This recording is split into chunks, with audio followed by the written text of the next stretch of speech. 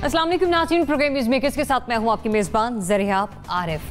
नाज़रीन, कराची की अबतर सूरत हाल पर सुप्रीम कोर्ट की जानिब से कराची के स्टेक होल्डर्स, जिनमें सिंध के वज़ीर आला भी शामिल हैं, उनसे मेयर भी शामिल हैं और कमिश्नर कराची भी शामिल हैं, इन सभी पर आज चीफ जस्टिस साहब ने सख्त बरहमी का इजहार किया और ऐसे सवालात और रिमार्क्स दौरान समाअत दिए जो कराची के अवाम की बेहतरीन तर्जुमानी करते दिखाई दिए। लेकिन अवामी सवालात पर तो हुकाम को ताहाल होश नहीं आया। अब हम क्या उम्मीद कर सकते हैं कि सुप्रीम कोर्ट की सरजनिश पर हुकाम के कानों पर कोई जू रेंगेगी? दूसरी तरफ बात करेंगे पाकिस्तान की, जहां पर आज विफाक समेत सूबाई सतह पर कोरोना के सिलसिले में नाफिज किया गया कुली और जुज़वी लॉकडाउन मुकम्मल तौर पर हटा दिया गया है। और ऐसे में अक़वाम मुत्तहिदा की जनरल असम्बली के सदर की जानिब से कोरोना के मामले पर पाकिस्तान की हिकमत अमली को सराहा भी गया। वही हिकमत अमली की जिसकी मुखालिफत अपोजिशन ने भरपूर अंदाज में की। क्या वाकई पाकिस्तान बेहतरीन हिकमत अमली का बंद बांधने में कामयाब रहा? इस पर भी हम गुफ्तगू करेंगे।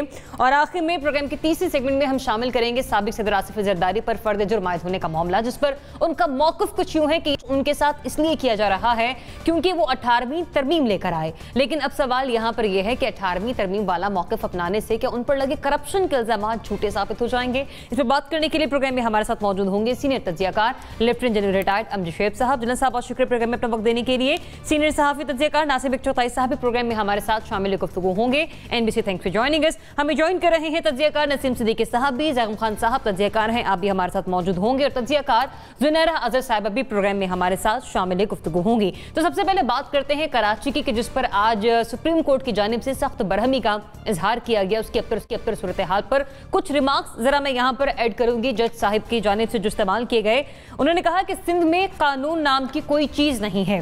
दूसरा बड़ा सख्त रिमार्क था कि चूड़ियां पहनी है सबने क्योंकि पैसा खाते हैं। फिर मेयर कराची पर भी बरसे और कहा कि मेयर कराची के पास अगर इख्तियार नहीं है तो वो सीट छोड़ें और घर जाएं। और उन्होंने वज़ीर आला सिंध को बिना बख्शा और वाज़े अल्फाज में कहा कि वज़ीर आला सिंध कराची का दौरा करते हैं हेलीकॉप्टर पर बैठकर, लेकिन करते कराते कुछ नहीं है। नासिर चौथाई साहब, आपसे आगाज करती हूँ, बताएगा कि जिस किस्म के सख्त रिमार्क्स आ जाए हैं सुप्रीम कोर्ट की जानिब से, आपको लगता है कि इसके बाद हुकाम के कानों पर जूं रेंगेगी? देखिए रबाब, बाज़िया मैं ही कह रहा था कि हम लोग इन रिमार्क्स के आदी हो गए। ये रिमार्क्स हम सुनते आ रहे हैं साकिब निसार, बल्कि उससे पहले से चीफ जस्टिस इफ्तिखार चौधरी जो बहुत बड़ी तहरीक के बाद वापस आए थे, और जो कुछ उन्होंने किया मैं उस पर नहीं जा रहा, लेकिन उस ज़माने से रिमार्क्स आ रहे हैं ये, और हुकूमतों के ख़िलाफ़ बहुत तगड़े रिमार्क्स आ रहे हैं। सिवाय इस्लामाबाद हाई कोर्ट के किसी अदालत ने असम्बलियों के पर तवज्जो नहीं दी है। वफाकी हुकूमत के ख़िलाफ़ जस्टिस गुलजार के रिमार्क्स कि वफाकी हुकूमत कर क्या रही है ही नहीं। पंजाब हुकूमत के ख़िलाफ़ रिमार्क्स, और बाकी दो सूबे छोड़े कर KPK के बारे में रिमार्क्स आए थे, बहुत तगड़े रिमार्क्स आए थे। आज जो मज़े की बात है वो मेयर कराची के बारे में, और मेयर कराची के बारे में उन्होंने कहा कि आप करते क्या हो, तो उन्होंने कहा बस तो इख्तियार नहीं है। तो उनका इख्तियार नहीं तो घर जाओ। तो उनका 28 तारीख मेरा आखिरी दिन है, तो उनका शुक्र है जान छूटेगी। ये चीफ जस्टिस का जुमला था। और उसके बाद फिर उन्होंने वो जुमले जो आप बता रही हैं, बात ये है कि स्टेट का जो तमाम ऑर्गन्स हैं वो नाकारा हो चुके हैं, फरसूदा हो चुके हैं, बहुत मुश्किल लफ्ज़ है, असकार रफ्ता हो चुके हैं। उनमें काम नहीं है, ब्यूरोक्रेसी है, वो हाथ पे हाथ धरे बैठी है, उसको नैब का डर है कि नैब कुछ कर देगी, अमलन कुछ नहीं हो पा रहा है। और मुझे तो इस बात का बड़ा कल्क है कि हमारा मीडिया कराची को दिखाता रहा, शायद थोड़ा लाहौर को दिखाया होगा। वो दादू एक रिपोर्टर नज़र आया मुझे, सिर्फ दादू में मुझे बलूचिस्तान में सिर्फ वो रिपोर्टर नज़र आए जो वहाँ रहते हैं और वहाँ से वो ट्वीट कर रहे हैं या तस्वीरें भेज रहे हैं खौफनाक सैलाब की। ऐसा सैलाब जो बलूचिस्तान, मैंने परसों भी कहा था आपसे कि ऐसा सैलाब आ रहा है कि जो हमें बख्शेगा नहीं, और उसने वाकई नहीं बख्शा। बलूचिस्तान की बहुत बुरी हालत है। चीफ मिनिस्टर के बारे में, सिंध के बारे में कहा कि वो हेलीकॉप्टर पर दौरा करते हैं, उसके आधे घंटे बाद चीफ मिनिस्टर बलूचिस्तान हेलीकॉप्टर पर चले गए। तो ये सूरत हाल है। देखें, बिल सॉलिड जो डिसीजन आया है वो बिल बोर्ड का आया, जिसकी मैंने 3 दिन पहले बात की थी आपसे कि बिल बोर्ड हमारे लिए कातिल बन रहे हैं और बंदे मरते मरते बचे हैं। और उसके बारे में उन्होंने कहा है। बिल बोर्ड के बारे में सुप्रीम कोर्ट के कई फैसले हैं कि इनको हटा दिया जाए, इनको खत्म कर दिया जाए। आप ही कह रहे हैं एनबीसी के हमारे हुक्मरान ये सब कुछ सुनने के आदी हो गए हैं, फिर चाहे वो सिंध गवर्नमेंट हो या विफाक में बैठे हुक्मरान हो। Right NBC? जी बिल्कुल। मैं बिल बोर्ड के बारे में बता दूं आपको एक कि बिल बोर्ड की जो तरीक़ा वारदात है वो ये है कि सुप्रीम कोर्ट जब कहती है कि इसको हटा दें आप, कोई बिल बोर्ड नहीं होगा, तो वाकई कोई नहीं होता, दीवारों पर पेंट कर दिया जाता है। वो जो इश्तहार होता है वो दीवारों पर पेंट कर दिया जाता है, कोई नुकसान नहीं पहुंचता उससे। लेकिन आहिस्ता आहिस्ता उसी पेंट के ऊपर बिल बोर्ड की शीट लगाई जाती है, फिर बिल बोर्ड का वो लोहा लगाया जाता है, फिर उसकी ग्रिल लगाई जाती है और फिर वो अल्टीमेटली बिल बोर्ड बन जाता है। ये फ्रॉड हो रहा है जिसको सूबाई हुकूमत, सूबाई इंतज़ामिया, बल्दियाती इदारे कोई पकड़ने में नाकाम रहे हैं, और मेरा ख्याल है इनके भी हिस्से हैं इसके अंदर। ठीक, जनरल साहब हमारे साथ मौजूद है। जनरल साहब, थैंक फॉर जॉइनिंग अस। आज जो रिमार्क्स आए सुप्रीम कोर्ट की तरफ से, मैंने डिटेल में आपको भी पढ़कर सुनाए। इन सख्त किस्म के रिमार्क्स को सुनने के बाद आपको लगता है कि कुछ हरकत में आएगा, कोई जूं रेंगेगी इन हुक्मरानों पर, इनके कानों पर? देखिए, मेरा नहीं ख्याल कि कोई जूं रेंगेगी या कोई तब्दीली आएगी। असल किस्सा ये है कि एक वक्त था जब ज़िली हुकूमत जो है वो बड़ी इफेक्टिव थी, बहुत काम हो रहा था, काम करते थे। उसका अगर आप तजिया करें कि उस वक्त क्या वजह थी कि ये काम भी करते थे और चीज़ें ठीक चल रही थी और आज नहीं चल रही, उसमें आपको 2-3 चीज़ें फ़र्क नज़र आएगा। एक तो ये कि ज़िली हुकूमत को फेडरल गवर्नमेंट की सपोर्ट थी और रिसोर्सेज उनको खासे मुहैया किए जाते थे। दूसरी तरफ ये है कि लोकली कराची के अंदर से फंड्स जनरेट करने का अच्छा खासा इंतजाम था। चंद महकमे जो आज सूबाई हुकूमत का हिस्सा है वो उस वक्त शहरी हुकूमत के पास थे, दिल्ली हुकूमत के पास थे, और वो वहाँ से उनको इनकम आती थी। और सारा किस्सा यही है कि जब आपके पास इनकम होगी तो आप मशीनरी भी खरीद सकेंगे, इनकम होगी तो आप मुलाजमीन भी वो रख सकेंगे जो आगे आपको काम करके दे सकें। तो आज वो निज़ाम जो है वो बिल्कुल बैठ चुका है। और आपने देखा कि सईद गनी साहब ने उसके बाद एक प्रेस कॉन्फ्रेंस में बात की तो उन्होंने अपनी जान छुड़ाई। उन्होंने कहा जी बात यह है कि जो हमें पैसा मिलता है उसमें से जो हिस्सा इनका बनता है वो हम इनको दे देते हैं। तो वही वो चीज़ है, वो नाकाफी है, सारी खेल तो वहां पे आती है। अब अगर वसीम अख्तर ये कहें कि उनके इख्तियारात नहीं, तो इख्तियारात तो वो जिनकी बात वो कर रहे हैं वो है पैसे का मसला। अब सुप्रीम कोर्ट के रिमार्क्स में वो उस मसले को हल करने का तो कुछ नहीं बता रहे। आपको याद होगा कि जस्टिस साकिब निसार जो हैं वो जाते थे, किसी हॉस्पिटल में विजिट किया और जाके इंतहाई बरहमी का इजहार कर आए। तो बाद में ठीक अगर करना था तो वो तो वही प्रोविंशियल गवर्नमेंट ने करना था, उनके साथ तो कोई उनकी बातचीत नहीं होती थी। नतीजा ये कि बात बरहमी का इजहार तो हुआ, बात वहीं रहती थी। चीफ जस्टिस कराची गए, वहां उन्होंने वो शराब की बोतलें देखी, उनकी आंखों के सामने वो शहद की बोतलें बन गई, क्या कर लिया उन्होंने, कुछ भी नहीं हुआ। तो चीज ये है कि ये सारे रिमार्क्स अपनी जगह पे, लेकिन इसमें किसी के लिए कोई सजा नहीं है, किसी के लिए कोई ऐसा हुक्म नहीं है कि तुमने ये ठीक करना और इसको यूं करके दिखाओ। लिहाजा कोई दोबारा वापस ना अदालत बुलाएगी ना अदालत में वो आएगा। तो ये इसी तरह चलता है। प्रोविंशियल गवर्नमेंट के अपने मुफादात हैं, वो कभी उन महकमों को नहीं छोड़ेगी जिनसे पैसे बनते हैं। और दिल्ली हुकूमत जो है उसके पास कभी भी ऐसे रिसोर्सेज नहीं होंगे कि वो पुराने वक्त याद कर सकें जब मुस्तफा कमाल थे या कोई थे कि जनाब उनके पास रिसोर्सेज बड़े और वो अपना काम चला रहे थे। तो आप सबको, मुझे, हम सबको इसी के साथ मुतमईन रहना पड़ेगा जो आज है।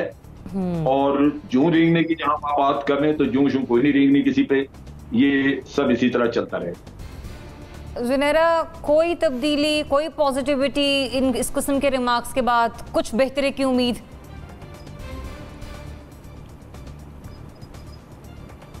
जुडिशरी को ज़ाहिर है तकलीफ़ हो रही है दिल से तकलीफ़ हो रही है जब वो देखते हैं कि किस तरीके से बिल बोर्ड गिरा है और मोटरसाइकिल सवार थे, कोई भी आ सकता था उसके नीचे।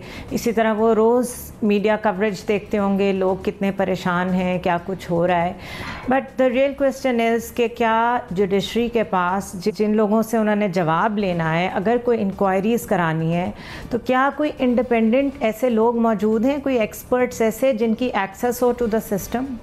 अगर इंडिपेंडेंट लोग ऐसे नहीं हैं तो उनको जवाब कौन दे रहा है आके? असिस्टेंट कमिश्नर दे रहा है, यही पॉलिटिकल लोगों के अपॉइंटीज़ हैं, वही सब कुछ आके बता रहे हैं, वो उनके आगे आके झूठ बोलते हैं, सच बोलते हैं, सुप्रीम कोर्ट को नहीं पता चलेगा। तो वो बेचारे आज कल परसों रोज़ाना की बेसिस पे भी अगर सरजनिश करें तो कोई फ़ायदा नहीं है उसका, because the basic mechanism is not in their hands. अगर जुडिशरी कुछ करने की कोशिश करे, कोई ऐसी ओवरसाइट कमेटी बना दे जिनको एक्सेस हो टू द सिस्टम, कोई थॉरो कोई ऐसा असेसमेंट कराया जाए कि कहाँ पे चीज़ें लैक कर रही हैं, कहाँ पे कैविएट्स हैं, कहाँ पे प्रॉब्लम्स हैं, तो फिर शोर मचता है जी ये जुडिशल एक्टिविज़म आ रहा है और पता नहीं किसके कहने पे आ रहा है, this and that. So basically आप कुछ करने की कोशिश करें, उसको भी पोलिटिसाइज़ किया जाता है, आप जेन्युइन रिमार्क्स दें, उसको भी पोलिटिसाइज़ किया जाता है। इसलिए ये सिस्टम इसी तरह चलने का आदी हो चुका हुआ है। स्टेटस को के हम भी आदी हो गए। अगर हमें भी आज पता चले कि कल से हमने गाड़ी यहाँ नहीं खड़ी करनी तो मैं और आप भी बोल रहे होंगे, क्योंकि हमें आदत हो गई है ना लॉलेसनेस की।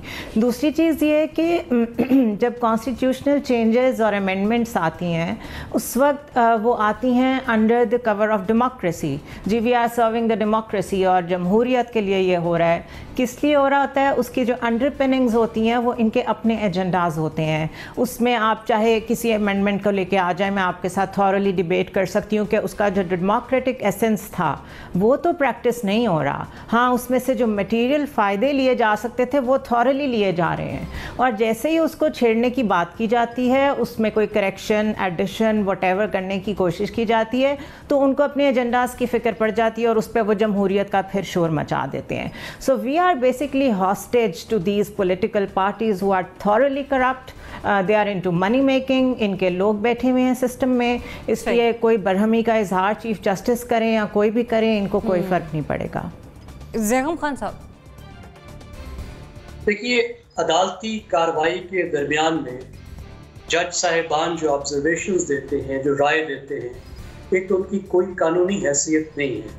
उनकी एक अखलाकी हैसियत ज़रूर है। वो मीडिया में हम सब उस पर बहस करते हैं, अवाम के सामने आते हैं, हुकूमत को शर्मिंदगी होती है, हुकूमत के लिए ख़तरा पैदा होता है कि अदालत को सख्त फैसला भी दे सकती है।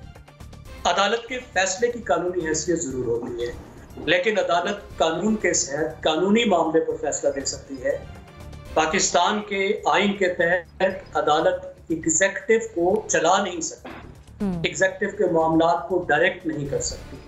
ना तो अदालत के पास इस तरह की कोई कैपेसिटी है कि वो फेडरल या प्रोविंशियल गवर्नमेंट के मामलात को थॉरली देख सके, ऑब्जर्व कर सके, मॉनिटर कर सके, उनकी परफॉर्मेंस को बेहतर कर सके, और ना ही उनके पास ये कानूनी इख्तियार है कि वो एग्जेक्टिव का जो दायरा कार है उसको अपने हाथ में ले ले। मसला बहुत संगीन है। हम सब की जो हमदर्दियां हैं इस मामले पे, हमारी राय वही है जो जजेस की है। लेकिन अब मामला ये है कि कराची कोई आसान बात नहीं है। ये 3 गवर्नमेंट्स ने मिलकर इसको ठीक करना है और चलाना है। पहली तो बात ये कि कराची उतना ही विफाक का है जितना कि सूबे का है, ये पोर्ट सिटी है। कराची का स्पेशलिटी के हिसाब से भी, रकबे के हिसाब से भी जो बहुत बड़ा हिस्सा है वो विफाक के ज़ेर इंतजाम है। कराची के पास पोर्ट है।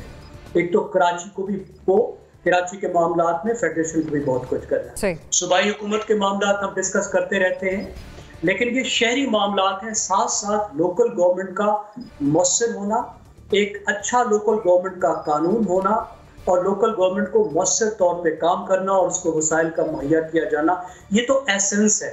यानी जो पाकिस्तानी आइन का 140A है कि लोकल गवर्नमेंट का मौसर होना। अब ये मामलात आज खराब नहीं हुए, 20-30 साल से खराब हुए। इस वक्त जो पार्टियां शोर ये कह रहे हैं ज़ैगम साहब कि इखलाकी तौर पर हम इस किस्म के रिमार्क्स से सवालात को देख सकते हैं, लेकिन अगर हम प्रैक्टिकली इसकी तरफ जाएं तो जो हुकाम है उनका इससे कोई लेन देन नहीं है, कोई वाबस्तगी नहीं है कि वो कुछ करेंगे इस सिलसिले में। ये वो इग्नोर कर देंगे तो अदालत कुछ नहीं कर सकती। इन ऑब्जर्वेशंस को इग्नोर कर सकते हैं। सिद्दीकी साहब, बिस्मिल्लाहिर्रहमानिर्रहीम। शुक्रिया ज़रियाब। आप देखें ज़रियाब की ये तो साल से मामला चल रहे हैं। जब इफ्तिखार चौधरी कराची रजिस्ट्री में बैठते थे जाके, या साकिब निसार जाके कराची रजिस्ट्री सुप्रीम कोर्ट की बैठते थे, तो उनके भी यही रिमार्क्स होते थे। इसकी अखलाकी वैल्यू जैसे ज़ैगम ने कहा बिल्कुल नहीं है कोई इसकी जो तौर पे भी, लेकिन कम से कम ये जज साहिबान जब वहाँ पे जाते हैं तो कराची के हुक्मरानों को या सिंध के हुक्मरानों को एक आईना ज़रूर दिखाते हैं और एक बड़े की हैसियत से उनकी सरजनिश भी करते हैं।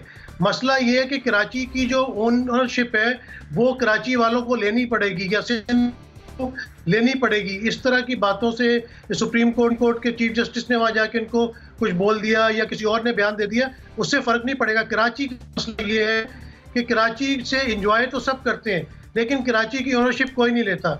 MQM ने 30 साल इस शहर के ऊपर हुकूमत की बिला शराकत करे, और अभी भी आप देख लें कि जो बल्दियाती हुकूमत है वो मेयर वसीम अख्तर वहाँ पे बैठे हुए हैं और उनका यही रोना रहता है कि मेरे पास इख्तियारात नहीं है। तो चीफ जस्टिस ने बिल्कुल दुरुस्त फरमाया कि अगर इख्तियारात नहीं है तो आप घर जाके बैठें। और पीपल्स पार्टी भी कराची को ओन नहीं करती कभी भी, अगर उन्होंने किया तो इस तरह के हालात कभी भी नहीं पहुंचते। हाँ, अगर अदालतों से फैसले लेने हैं तो वसीम अख्तर साहब अदालत में जाएं, जो सूबाई हुकूमत है उसके खिलाफ केस जमा कराएं, जो करप्शन है, जो मामलात है, ताकि केस अगर कोई अदालत में चलेगा तो उसका फैसला तो जज साहिबान कर सकते हैं, लेकिन वो अपनी तरफ से इनके ऊपर कोई चीज़ जो है वो धौंस धांधली के साथ ठोस नहीं सकते। तो कराची का मसला बहुत गंभीर होता चला जा रहा है। हम कहते हैं कि कराची जो है पाकिस्तान की शहरक है, लेकिन उस शहरक कोई हर कोई जख्मी करने पर तैयार हुआ है। ये बिल्कुल PTI की गवर्नमेंट की जिम्मेदारी बनती है कि वो MQM को और पीपल्स पार्टी को, दोनों स्टेक होल्डर्स को साथ लेके बैठे और कराची के मसाइल हल करने की कोशिश करे। ये कोई मसले का हल नहीं है कि आपने NDMA के चेयरमैन को वहाँ पे भेज दिया। कराची के मसाइल के लिए दूररस नताइज और ऐसी स्ट्रेटजी चाहिए जिसकी वजह से कराची में अमन अमान और सुकून की जिंदगी मिले। वाकई वहाँ के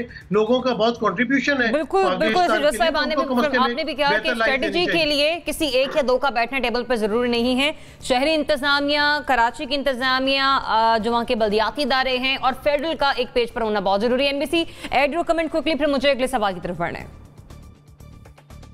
एक तो नसीब ने बिल्कुल सही कहा कि MQM 30 साल से, इसको 36 साल कर लें आप, 36 ईयर से कराची के उस इलाके पर MQM की हुकूमत है जो सबसे वर्स्ट हिट इलाका है, जिसे आप गुजर नाला, नाज़ाबाद, नॉर्थ नाज़ाबाद कहते हैं। दूसरी बात ये कि आप कहते हैं कि लोग अमल नहीं करते फैसले पर। आज KE के बारे में जो कुछ कहा चीफ जस्टिस ने कि इनको गिरफ्तार कर लो, इनको जेल में डाल दो, इनका नाम ECL पर डाल दो, उसके बाद कोई अमल अभी तक नहीं हुआ। और अमल हुआ तो क्या हुआ कि KE ज़रा चुपचाप बैठ जाती। उसने अपनी वेबसाइट पर कराची में बिजली के निर्खों में इजाफे का नोटिफिकेशन जारी कर दिया, और ये नोटिफिकेशन पावर डिवीज़न से मंजूरी के बगैर जारी किया गया। इसे कहते हैं हठधर्मी, इसे कहते हैं जो बिगाड़ना है बिगाड़ लो। तो KE के बारे में बहुत तारीफ पहले भी कर चुके हैं। आपने पावर डिवीजन की बात की और यहाँ पर मैं सिर्फ ये भी कमेंट ऐड कर दूं कि CJ ने आज नेपरा पर भी सख्त बरहमी का इजहार किया, और यही आपके रिमार्क्स के साथ मैंने ऐड किया। लेकिन बदकिस्मती के साथ हमारे सभी तज्जियाकार मुत्तफिक इस बात पर कि चीफ जस्टिस साहब की जानिब से बहुत कुछ कहा गया, बड़े सवाल आए गए, बड़ी बखूबी तरीके से जो नुमाइंदगी थी कराची के अवाम की गई, लेकिन अफसोस के जो कराची के हुकाम हैं वो कुछ भी करते हुए बेहतरी के साथ हमें आने वाले दिनों में भी दिखाई नहीं देंगे। आगे बढ़ते हैं। अक़वाम मुत्तहिदा की जनरल असम्बली के सदर साहब चूंकि पाकिस्तान के दौरे पर हैं, उन्होंने दुनिया को कोरोना से निमटने के लिए पाकिस्तान की काविशों से सीखने की ज़रूरत पर गौर किया है। ये भी कहा कि पाकिस्तान ने बहुत से ममालिक के मुकाबले में अच्छा किरदार अदा किया, और ये भी कहा कि पाकिस्तान की जो स्ट्रेटेजी है दुनिया की दीगर ममालिक को भी कोरोना के मामले पर वो अपनानी चाहिए। उन्होंने क्या कहा आप वो भी सुनिए, और बिल गेट्स क्या कह रहे हैं, वो किस तरह से कोरोना के मामले पर वज़ीर-ए-आज़म की काविशों को सराह रहे हैं, आप वो भी सुनिए जरा। Has been a good example for the world with its policies which handled the pandemic related policies very well, and it is one of the figures show that Pakistan has done better than many other countries in the world. Pakistan had a pretty bad peak in Karachi, but now they look like Europe. Those numbers have come down. अच्छा, दूसरे ममालिक की निस्बत पाकिस्तान का किरदार बड़ा बेहतर रहा, लेकिन हमने मुसलसल देखा है कि अपोजिशन की जानिब से कोरोना की हिकमत अमली पर प्राइम मिनिस्टर को, उनके कैबिनेट को, NCOC को हमेशा से टारगेट किया जाता रहा है। जनरल साहब, क्या पाकिस्तान ने वाकई कोरोना से निपटने के लिए हकीकतन बेहतरीन इक़दाम किए कि आज पाकिस्तान की काविशों को, पाकिस्तान के लिए गए फैसलों को सराहा जा रहा है? मैं समझता हूँ काफी हद तक हमारा जो सिस्टम हमने क्रिएट किया, जो एक आपने ऑपरेशन रूम एक बनाया जहां से आपने सेंट्रल एक सिस्टम के तहत सारे प्रोसेस को कंट्रोल में लिया। ये वो चीजें हैं क्योंकि आप और मुल्कों में देख रहे हैं कि वहां शायद ऐसा सिस्टम नहीं है।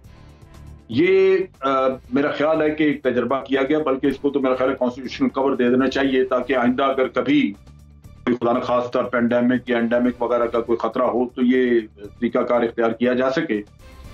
बाकी जो फैक्टर बड़ा है, क्योंकि आवाम की तरफ से तो तावन की शक्ल वही रही, वो लोग आए हुए थे, बाहर निकलते हैं, अब भी यूं लगता है कि जैसे वो समझते हैं कि खतरा बिल्कुल टल चुका है। मैं नहीं देखता कि कोई एहतियाती तदाबीर उस तरह हो रही हैं। तो जो फैक्टर मेरा ख्याल है बिल गेट मिस कर रहा है वो है अल्लाह ताला का करम जो हम पे खास था, और मेरा ख्याल है कि अब हमारी तदबीर उससे कहीं बढ़ के रब्बुल आलमीन ने मदद कर दी हमारी भी और इस हुकूमत की कि ये वबा बड़ी हद तक कंट्रोल में आ गई। वरना आप देख लीजिए कि जो जहाँ पे एहतियाती तदाबीर का ताल्लुक है वो गवर्नमेंट एनफोर्स कर ही नहीं सकी। वो लोग उस पर तैयार ही, बावजूद इसके कि वबा फैल रही थी, तो उसमें नॉन सीरियसनेस मौजूद थी। दुकानें खोलने का जोर था, दुकानें भी खुली, कारोबार सारे आहिस्ता आहिस्ता खुलने शुरू हो गए, और इन सब चीजों में कहीं भी आप देख लीजिए ना दुकानदार एहतियाती तदाबीर इस्तेमाल कर रहे हैं और ना ही आवाम कर रहे हैं। तो फिर इन हालात में आपकी प्लानिंग जो है वो अपनी जगह पे, लेकिन मैं समझता हूँ ये खास तौर पे अल्लाह ने कुछ करम किया कि हालात बदल गए, वरना तो मेरा ख्याल है ये काबू में ना आती ये चीज। सही। NBC, कैसे लगे इन 4 से 5 माह में पाकिस्तान के इक़दाम आपको, जिसको सराहा जा रहा है आज बिल गेट्स और सदर जनरल असेंबली की जानिब से? देखिए, जनरल असेंबली का सदर जब भी जहाँ भी जाएगा उसकी तारीफ़ करेगा, वो कोई बुराई नहीं करेगा। बिल गेट्स का पूरा पढ़ लें, आपको अंदाज़ा हो जाएगा बिल गेट्स ने क्या कहा है। सवाल ये था ज़करिया का कि पाकिस्तान ने कुछ नहीं किया। जनरल साहब जो कह रहे हैं ना वही है, पाकिस्तान ने कुछ भी नहीं किया और फिर भी काबू पा लिया। सवाल ये था, उसका जवाब आप पूरा दोबारा पढ़ें टेक्स्ट, तो वो आपको अंदाज़ा हो जाएगा बिल गेट्स क्या कहना चाह रहे हैं।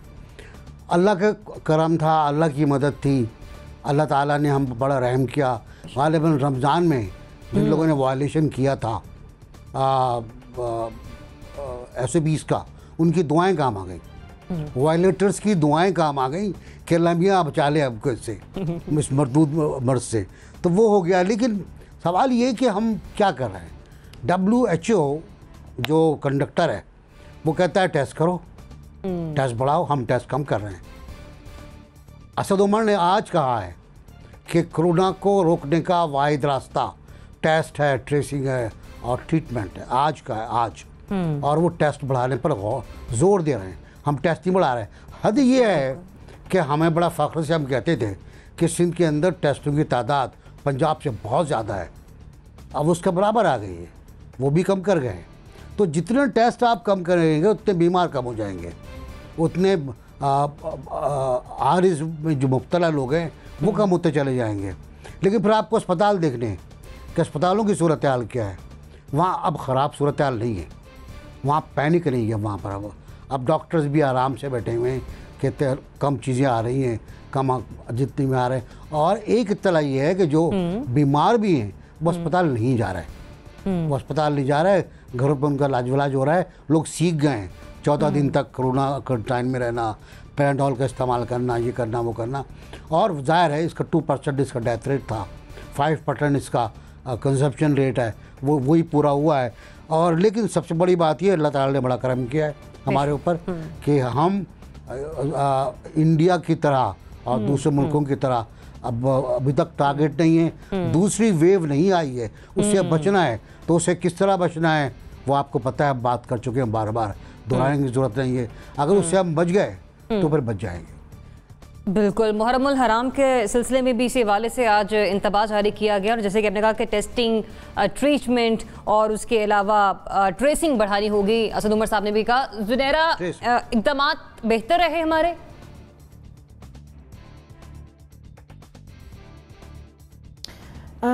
आपके सवाल के 2 हिस्से हैं। एक तो जो कहा गया, जो कहा, एक तो है so that is very ceremonial. वो इस तरह की बातें ही करेंगे क्योंकि उनको जो फीड किया जाएगा, जो हमारे रिप्रेजेंटेटिव्स उनको हमारी रिपोर्ट्स दिखाएंगे, वो उसके मुताबिक के रिमार्क्स देंगे।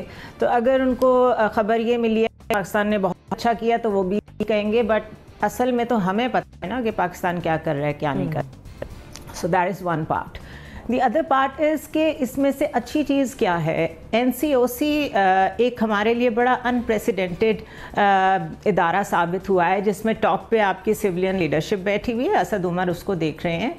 नीचे क्योंकि ट्रेंड है पाकिस्तान आर्मी डिज़ास्टर मैनेजमेंट में और इस तरह के मामलात में, तो नीचे सारे पाक फ़ौज के अफसरान हैं जो कि उसको लुक आफ्टर कर रहे हैं, जियो फेंसिंग की हुई है, वो कॉन्ट्रैक्ट ट्रेसिंग कर रहे हैं, सब कुछ कर रहे हैं। तो आप देखिए कितना अच्छा कॉम्बिनेशन बना है गवर्नेंस का कि जो एक्सपर्ट डिपार्टमेंट है आपने उसको लिया, चाहे वो सिविलियन है या जो भी है, अंडर द सिविलियन लीडरशिप, और आपने उससे फ़ायदा उठाया। इसी तरह के आइलैंड्स, स्मॉल आइलैंड्स, हम मैकेनिज्म हर जगह इन प्लेस कर दें। कराची में देखें 3 नाले सिर्फ साफ हुए हैं तो मसला कितना हल हो गया है। तो सीखने की और देखने की ज़रूरत यह है कि कौन सा कामयाब हुआ है, किस वजह, उसको आप इम्प्लीमेंट करते जाएं। यही सब कुछ कंट्रोल में भी है। फ़खर इमाम, लेकिन असल बात यह है कि एक बयान किसी गोरे का आ जाते तो हम इतने खुश क्यों हो जाते हैं? वाई, ऐसा क्यों है? उसको इतना पब्लिश करेंगे, उसको इतना टीवी पे चलाएंगे आज जब हमारे लिए कोई सहीफा आ गया है, कोई पुरानी आयत आ गई है जिसने कह दिया जी आप लोग ब्लेस्ड हैं। ऐसे नहीं होता। आप प्लीज हकीकत का सामना करें। आपने अभी बहुत जल्दी चीजें ओपन कर दी हैं और आप बहुत जल्दी विक्ट्री मनाना शुरू हो गए हैं। तो ये तो अभी टाइम बताएगा, अल्लाह ना करे कुछ हो, बट 100,000 चिल्ड्रन इन US जो अभी स्कूल नहीं गए हैं, टेस्टिंग की है तो पता चला है कि 100,000 को घर बैठे हुए कोरोना है। तो please there is a lot to be done. कोई ज्यादा सेलिब्रेशंस की जरूरत नहीं है। तो देखिए साहब, जुनैरा साहबा कह रही हैं कि प्री मैच्योर विक्ट्री है ये, हमें इतनी जल्दी सेलिब्रेशंस की तरफ नहीं जाना चाहिए। लेकिन बात करते हैं सदर जनरल असेंबली की, वो कह रहे हैं कि इक़दाम बड़े बेहतरीन रहे। देखिए बात यह कि जुनैरा की बात 100% दुरुस्त है कि हम किसी गोरे से मुंह से बयान आ जाए या इंपीरियल कॉलेज की कोई स्टडी आ गई तो हम फौरन उसको कोट करना शुरू कर देते हैं और उसको कोई आसमानी ज़ईफ़ा समझ लेते हैं। हमें ग्राउंड रियलिटीज़ देखनी पड़ेंगी, जिसके जिक्र प्राइम मिनिस्टर इमरान खान ने बार बार कहा है कि हमारा मुल्क है और हमें अपने मुल्क की कंडीशंस देखनी है कि किस तरह की है। और हमें ये बात नहीं भूलनी चाहिए कि हम 22 करोड़ आवाम की जो पब्लिक है उसका एक ये मुल्क है। न्यूजीलैंड में जिस तरह मिसाल दी जाती है कि वहाँ पे कंट्रोल कर लिया गया, न्यूजीलैंड क्या है? फैसलाबाद से भी छोटा एक मुल्क है। पाकिस्तान एक बहुत बड़ा मुल्क है। इसमें फिर 2-3 चीज़ें हमें मद्देनज़र रखनी पड़ेंगी। इसमें कोई शक नहीं है, क्योंकि मैं इस्लामाबाद में काम करता हूँ। मैंने देखा कि हुकूमत वक्त ने और उसके साथ पाक फौज ने बहुत सारे इकदाम ऐसे किए जो कि कोविड से आवाम को बचाने के लिए थे। शुरू में जब मार्च अप्रैल में लॉकडाउन हुआ है, बहुत ज़बरदस्त लॉकडाउन था, कर्फ्यू की तरह लॉकडाउन था। उसमें लोगों को बाहर नहीं निकलने दिया जा रहा था। मैं लाहौर ट्रैवल करता था बीइंग अ जर्नलिस्ट, मैं वहाँ पे भी देखता था कि वहाँ बहुत ज़्यादा सख्ती थी। टीवी पे देखते थे, कराची में भी कुछ ना कुछ आवाम बाहर ज़रूर निकल आती थी। एक तो ये कि गवर्नमेंट ने कोशिश की, दूसरी बात यह कि अल्लाह ताला की मदद सबसे बड़ी है। अगर अल्लाह ताला ना चाहता तो हम कभी भी इन चीज़ों पे कंट्रोल नहीं कर सकते थे। और तीसरी जो इम्पोर्टेंट चीज़ है वो पाकिस्तान में हर्ड इम्यूनिटी कायम, जो हर्ड इम्यूनिटी है वो इस वक्त काम आई है। जैसे कि NBC ने कहा कि हर घर में लोग मौजूद थे। मैंने टेलीफोन किया है, मेरे जानने वाले, मेरे ऑफिस के लोग, उनके पूरी फैमिलीज को कोरोना हो गया था, लेकिन उन्होंने कोरोना के साथ लड़ना सीख लिया। 14 दिन के लिए क्वारंटाइन किया, उन्होंने कफ सिरप यूज़ किए, पैरास्टामोल यूज़ किया, देसी टोटके यूज़ किए, जिसकी वजह से ट्रैक एंड ट्रेस हमारा टेस्ट बहुत ज़्यादा नहीं था। करोड़ों लोगों को पाकिस्तान में कोरोना हुआ है और वो हो के गुजर गया, जिसकी वजह से एक हर्ड इम्यूनिटी जो है वो कायम हो गई है। तो 2-3-4 फैक्टर्स हैं जिन्होंने मिल के पाकिस्तान को इस मूजी मर्ज से बचाया है। लेकिन इसका मतलब ये नहीं है कि सोचना चाहिए कि हमने कोरोना को शिकस्त दे दी है। कोरोना का खतरा अभी भी मौजूद है। अगर हम एहतियात नहीं करेंगे तो फिर वो दोबारा फैलने लग जाएगा। और अभी मुहर्रम आ रहा है, उसके बाद ईद मिलादुन्नबी है, तो अभी इन मौकों पे बहुत ज्यादा ख्याल रखना पड़ेगा। और वीकेंड पे भी हमने देखा किस तरह से सयाहती मकामात का रुख किया है अवाम ने। इज़्ज़ाक साहब, NBC ने बता दिया कि किस तरीके से जो PTI की हुकूमत है और पार्टी है वो बिल गेट्स के बयान को तो तोड़ मोड़ के पेश कर रही है। ये बिल्कुल बिल गेट्स ने नहीं कहा जो वो कह रहे हैं। अब जहां तक वबा को कंट्रोल करने की बात है, क्या पाकिस्तान ने कोई बहुत बड़ा कारनामा किया है वबा को कंट्रोल करने में? पाकिस्तान ने कुछ नहीं किया है। पाकिस्तान ने पॉलिसी बनाई, टेस्ट ट्रीट और ट्रैक, उस पर अमल दरामद नहीं हो सका क्योंकि हमारा टेस्टिंग रेट बहुत छोटा रहा। TTT के लिए आपको बहुत बड़ी टेस्टिंग चाहिए, लेकिन पाकिस्तान क्या कुछ चीज़ों में कामयाब हुआ है? बिल्कुल। मेरे ख्याल में 4 चीज़ें हैं जिस पे पाकिस्तान स्टैंड आउट करता है और इसमें अवाम और हुकूमत दोनों को क्रेडिट जाता है। सबसे पहली बात, अवाम ने हमेशा की तरह अपने गरीब भाइयों का, बहनों का बहुत साथ दिया है। पाकिस्तान में एक अनप्रेसिडेंटेड लेवल की फिलंथ्रॉपी हुई है। गरीबों का बुरा हशर होता है पिछले 5 महीने में अगर अवाम इस तरीके से एक दूसरे की, अपने कमजोर, अपने महरूम भाइयों की मदद ना करते। ये बहुत बड़ी बात है और पाकिस्तानी अवाम एक बार फिर इसमें जीतते हैं। दूसरी बात, पाकिस्तान का जो अपना सोशल प्रोटेक्शन का प्रोग्राम था, जो कैश प्रोग्राम था, जिस तरीके से हुकूमत ने गरीबों की मदद की, 80 मिलियन 8 करोड़ लोगों तक किसी ना किसी तरह की कैश सपोर्ट पहुंचाना, ये एक मिसाली बात थी। अगर ये ना होता तो अगेन जो गरीबों की इकानमी है, जो गरीबों की सूरत हाल है, उस पर बहुत बुरा असर पड़ा होता। तो गरीबों को उस बुरे वक्त से निकलने में हुकूमत ने इस तरह से मदद की। पाकिस्तान का हेल्थ सिस्टम तमाम तर कमजोरी, तमाम तर कमी, तमाम तर मुश्किलात के बावजूद हमारे हेल्थ प्रोफेशनल्स, हमारे डॉक्टर, हमारे नर्सेज, अस्पताल में काम करने वाले क्लीनर्स, वहाँ के गार्ड, वहाँ का एक एक फर्द, दे वर्क हेरोइकली। हीरो के उन्होंने हीरोज की तरह काम किया, कुर्बानियां दी, जानें दी, मुसलसल अपनी जिंदगी को खतरे में डालकर अपने बहनों भाइयों की बात की। मेरे ख्याल में पाकिस्तान का मुवाजना किसी भी मुल्क के मामले में किया जा सकता है। सही, आप ये कह रहे हैं कि बहुत सारे एस्पेक्ट्स कार फरमा है कि हुकूमत की तरफ से बेहतरीन काम किया गया, लेकिन इजाजत है मैं सिर्फ एक बात ऐड जी जी जी मैं जी पाकिस्तान ने पैनिक नहीं किया, पाकिस्तान ने यूरोप की तरह लॉकडाउन नहीं किया, पाकिस्तान अफोर्ड नहीं कर सकता था। अगर ये करता तो उससे भी पाकिस्तान की मईशत को बहुत बुरा असर पड़ता। मेरे ख्याल में ये हुकूमत की एक पॉजिटिव बात है, मेरी राय में। ठीक है, 2 से 3 आपने पॉजिटिव पहलू बयान किए, नसीम सिद्दीकी साहब ने भी बहुत से पहलुओं का जिक्र किया, लेकिन फिर भी एक राय जो सामने आई है कि मेडिकली परफॉर्मेंस की बात करें, मेडिकल इस वबा को काउंटर करने की बात करें तो पाकिस्तान की जानिब से उस तरह से अमल दरामद नहीं करवाया जा सका और ना ही वो जो SOPs बनाए गए थे हुकूमत की तरफ से उन पर इन्फोर्समेंट करवाई जा सकी। लेकिन अगर ऐसे में कोई तब्दीली रही, कोई पॉजिटिव रही तो वो अल्लाह ताला की तरफ से रही, हुकूमत का इसमें कोई रोल नहीं है। मुझे बढ़ने एक ब्रेक की तरफ, ब्रेक से वापस आते तो डिस्कशन को मजीद कंटिन्यू करते हैं, बात करते हैं आसिफ अली जरदारी साहब की कि आज उन पर फर्द जुर्म आयद कर दी गई है, जिसके बाद उनका मौक़िफ़ क्या रहा। Stay tuned.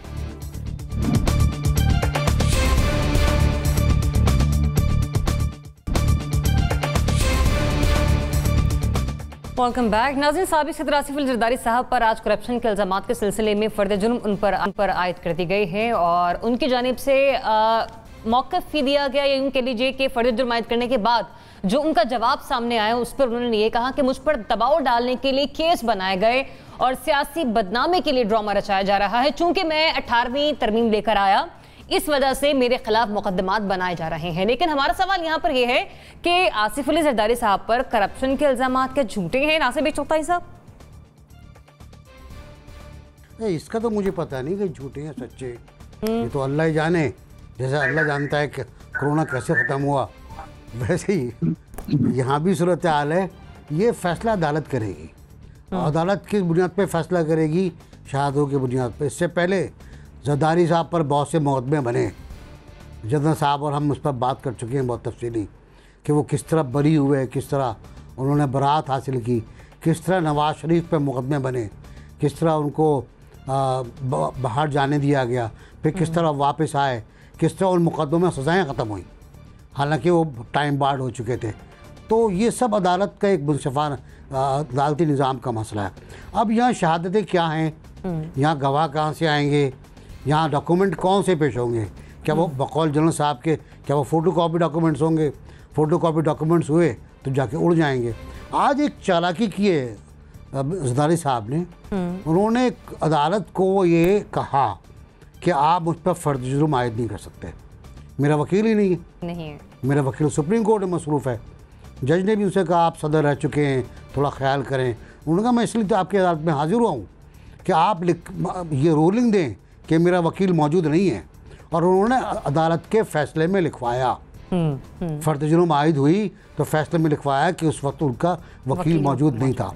मेरे दोस्त जो लॉ के मास्टर्स हैं वो कहते हैं इसका बड़ा उनको फ़ायदा होगा आगे जाके, अब आगे कहाँ जाएंगे मुझे पता नहीं, लेकिन इल्ज़ामात साबित करना पड़ेंगे आपको बियॉन्ड डाउट, बियॉन्ड किसी शक व शुबे से बालातर होकर, वरना कोर्ट में आगे जाएंगे आप उड़ जाएंगे, उससे आगे जाएंगे विदाउट टेकिंग एनी ऑप्शन। फिर मैं आगे जाऊँ नासिर बेग चुगताई साहब, या फिर आप मतलब कुछ कहेंगे इस पर, तबसरा करेंगे हाँ या नहीं के साथ? नहीं, देखिए अदालत के जो मुकदमात हैं उन पर मैं कमेंट यूँ नहीं करता कि फैसला क्या आएगा, कि ये बुरी बात हो जाती है।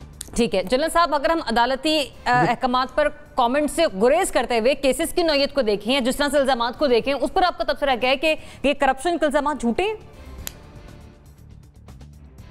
देखिए बात यह है कि बज़ाहिर तो ये झूठे लगते नहीं हैं, क्योंकि एक GIT हुई थी जिसने बहुत कुछ निकाला, और उसमें आप देखिए कि वो फेक अकाउंट्स का किस्सा इनफेक्ट चला ही वहीं से।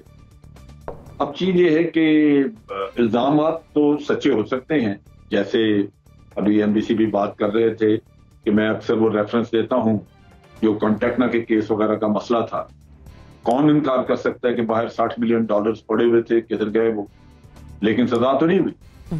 तो यहाँ भी ये एक दो प्रॉब्लम जो हमारे सामने है वो ये है कि एक तो जुर्म और इक्तदार एक ही जगह पे है इकट्ठे। जब इक्तदार में बैठे हुए लोग खुद जुर्म करते हैं तो उनके लिए आसान होता है कि वो एविडेंस को या गायब कर देते हैं या गवाह को आने नहीं देते, गवाह बदल भी जाते हैं, क्योंकि उनको पता होता है कि इख्तियारात कहाँ पे हैं और उनको बाद में उनके साथ क्या हो सकता है। लिहाजा ये भी प्रोसेस आपको आगे चलाना मुश्किल हो जाता है, क्योंकि इक्तदार में बैठा आदमी अपने इक्तदार की वजह से आपको एविडेंस की तक पहुंचने नहीं देता। दूसरी बात आ जाती है कि सुप्रीम कोर्ट ने बड़ा कहा कि जनाब नैब के तो इतनी अहलियत नहीं, नैब नहीं, नैब ने केसेस खराब किए। अब वो खराब किए जानबूझ के उन्होंने या उनकी वाकई नालायकी है, लेकिन फैक्ट तो ये है कि सजा तो किसी को भी नहीं हुई। हकीकतन किसी भी मेगा करप्शन केस में कोई सजा नहीं हुई, और जब उनके केस इसी तरह खत्म हो जाएंगे या लिंगर ऑन करके 2-4 साल बाद 5 साल बाद किसी और की हुकूमत आती है वो खत्म कर देता है, तो वो हक बजानब होगा कि वो कहेगा कि जी केसेस मेरे ऊपर झूठे केसेस बनाए गए थे, इंतकामी कार्रवाइयां थी, सही, और आपको मानना होगा क्योंकि यही वो सिस्टम है जिसने छोड़ा। तो आज इक्तदार की वजह से करप्ट माफिया, करप्ट लोग जो हैं वो इस सिस्टम से कहीं ज्यादा, बल्कि रियासत से ज्यादा मजबूत हैं। तो रियासत जो है वो इस अहल या सिस्टम में सहल नहीं है कि उनको कन्विक्ट कर सके, उनको सजाएं दिलवा सके, लिहाजा वो बहुत हद तक मुकदमे सच्चे होंगे, झूठे नहीं है। इनको साबित करना एक टास्क है जो कि कंप्लीट होता, अब देखते हैं हुए कभी ना होंगे। शराब की बोतल शायद में तब्दील होगी, यहाँ भी आप देखेंगे। जी सही। ज़ैगम साहब देखिए, एक सवाल ये भी है, जनरल साहब की बातों में भी वजन है, लेकिन एक सवाल ये भी है कि जो अकाउंटेबिलिटी के अदारे हैं, क्या उनमें प्रोफेशनलिज्म है, क्या उनमें महारत है और क्या उनमें नियत है। ये तीनों बातें मैं नहीं उठा रहा। 1 महीने पहले पाकिस्तान की आला तरीन अदलिया सुप्रीम कोर्ट ने अपने फैसले में उठाए, ऑब्जर्वेशन में नहीं, अपने वर्डिक्ट में, और उन्होंने ये लिखा कि ये तासुर है कि नैब सियासी मुखालिफिन पर जुल्म और ज्यादती के लिए इस्तेमाल होता है, ऑपरेशन एंड विक्टिमाइजेशन के लफ्ज हैं, और उन्होंने कहा यह तासुर है कि नैब पॉलिटिकल इंजीनियरिंग के लिए इस्तेमाल होता है। अब अगर ये तासुर हो तो फिर उसके बाद तो एक आसिफ जरदारी साहब जैसे शख्स जिनका बहुत नाम जो है वो बहुत वाबस्ता हो गया है इस तरह के इल्जामात के साथ, उनकी बात में भी वजन आ जाएगा। खुद पीपल्स पार्टी से 2015 में क्या था कि डॉक्टर आसिम हुसैन पर इल्जाम था कि 460 अरब रुपए की करप्शन किया, 460 अरब रुपए, आप अंदाजा लगाइए $3 बिलियन बनते, और उन पर इल्जाम था कि वो दहशत गर्दों का इलाज करते हैं। डॉक्टर आसिम किधर हैं? डॉक्टर आसिम के केसेस किधर हैं? उन 460 अरब रुपए में से कुछ 450 अरब रुपए वसूल हुए हैं, क्या कुछ 400 रुपए साबित हुए हैं? उनमें कुछ नहीं हुआ, 1 रुपया भी साबित नहीं हुआ, और उसमें ये बहुत संगीन इल्जामात और सवालात हैं, और नैब इस वक्त खुद कटहरे में है। मेरी अपनी राय में आसिफ अली जरदारी साहब के खिलाफ जो इल्जामात हैं उनमें मुझे तो काफी वजन नजर आता है, क्योंकि नैब ये कह रही है कि इस केस में जो पूरा ट्रैक है वो मौजूद है, अकाउंट्स मौजूद है, हर चीज की पूरी ट्रेल मौजूद है। लेकिन क्या वो अदालत में ये साबित कर पाएगी? क्या इसको अदालती कार्रवाई के लिए इस्तेमाल किया जाएगा या फिर पॉलिटिकल इंजीनियरिंग के लिए इस्तेमाल नैब लॉयर्स के प्रोसिक्यूशन पर ये सब कुछ आकर डिपेंड होता है। अलबत्ता आपको ये इल्जामात में वजन दिखाई दे रहा है। जुनैरा साहिबा,